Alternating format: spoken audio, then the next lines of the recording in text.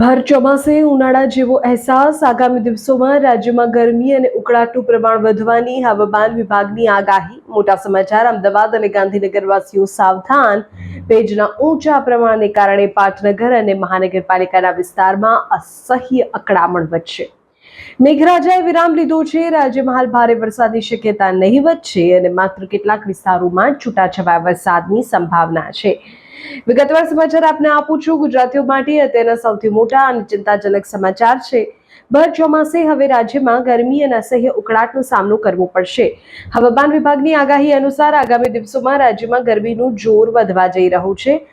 ખાસ કરીને વાત કરીએ તો અમદાવાદ અને ગાંધીનગર સહિતના વિસ્તારોમાં ભેજનું પ્રમાણ વધવાને કારણે અસહ્ય ઉકળાટ અને બફારો લોકોને પરેશાન કરશે.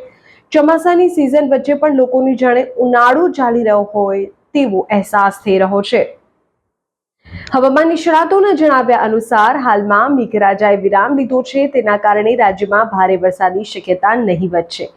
જોકે આ દરમિયાન વાતાવરણ સૂકું પણ નહીં રહે. રાજ્યના કેટલાક મર્યાદિત સ્થળો પર માત્ર છૂટો છવાયો વરસાદ વરસી શકે છે, પણ મુખ્યત્વે ભેજ અને ગરમીનું મિશ્રણ નાગરિકોની મુશ્કેલીમાં વધારો કરશે. તો અત્યારના મોટા સમાચાર એ જ છે કે ગરમીની શક્યતાઓ નહીવત હોવાને કારણે જે પ્રકારે હવામાન છે તે અનુસાર અમદાવાદ ગાંધીનગરમાં તો મુખ્યત્વે લોકોને જાણે ઉનાળો ચાલતો હોય તેવો અહેસાસ થશે અને અસહ્ય ઉકળાટ અને બફારાનો સામનો કરવો પડશે.